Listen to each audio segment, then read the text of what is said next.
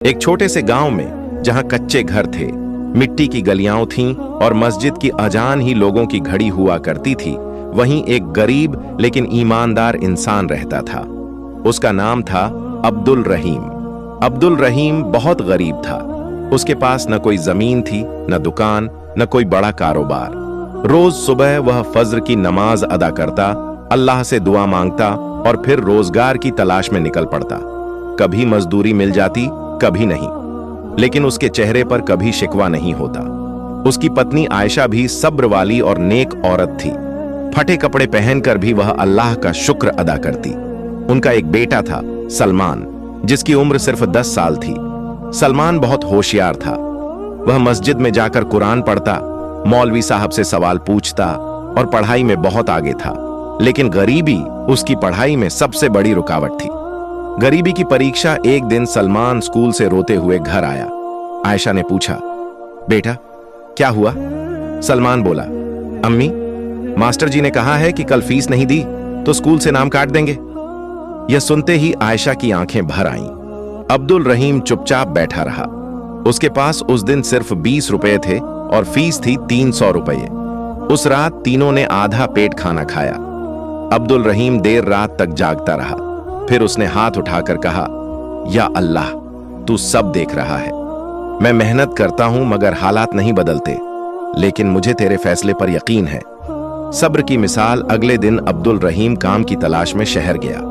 पूरे दिन मेहनत की मगर काम नहीं मिला। शाम को लौटते समय उसे रास्ते में एक थैला पड़ा दिखा। उसने थैला खोला तो उसमें बहुत सारे पैसे और एक पता लिखा हुआ था। उसका दिल कांप गया। गरीबी आंखों के सामने थी, बेटे की फीस याद आ रही थी।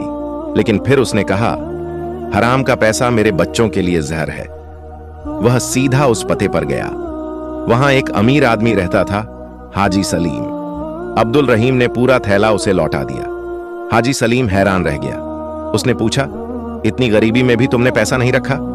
अब्दुल रहीम बोला, मालिक तो अल्लाह है, जो मेरा नहीं उसे हाथ लगाना गुनाह है। अल्लाह की मदद। हाजी सलीम की आंखों में आंसू आ गए। उसने कहा, आज मैंने ईमान देख लिया। उसने तुरंत सलमान की पूरी पढ़ाई का खर्च उठाने का वादा किया। साथ ही अब्दुल रहीम को अपनी दुकान पर नौकरी दे दी। उस दिन घर लौटते समय अब्दुल रहीम की आंखों से आंसू बह रहे थे, लेकिन ये आंसू खुशी के थे। आयशा ने कहा, देखा, सब्र का फल मीठा होता है। समय का पहिया साल बीतते गए। सलमान पढ़ाई में आगे बढ़ता गया।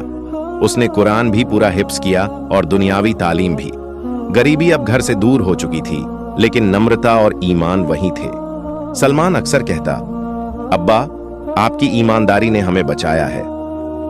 आखिरी इम्तिहान एक दिन हाजी सलीम बहुत बीमार हो गए। उन्होंने सलमान को बुलाया और कहा, बेटा, मैंने अपनी जिंदगी में बहुत पैसा कमाया लेकिन सुकून नहीं पाया। तुम ईमान मत छोड़ना।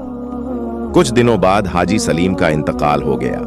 उनकी वसीयत में लिखा था कि उनकी दुकान अब्दुल रहीम और सलमान संभालेंगे। नसीहत भरा अंत अब्दुल रहीम ने मस्जिद में जाकर सजदा किया और कहा, या अल्लाह, तूने साबित कर दिया कि तू सब्र करने वालों के साथ है। आज सलमान बड़ा अफसर बन चुका था, लेकिन हर जुमा मस्जिद में सबसे आगे बैठता था। वह लोगों से कहता, अगर अल्लाह देर करता है तो इनकार नहीं करता, और अगर वह इम्तिहान लेता है तो इनाम भी बढ़ा देता है। कहानी से सीख, सब्र करने वालों को अल्लाह जरूर नवाजता है। ईमानदारी सबसे बड़ी दौलत है। हराम की कमाई से कभी बरकत नहीं होती। अल्लाह का फैसला हमेशा बेहतर होता है।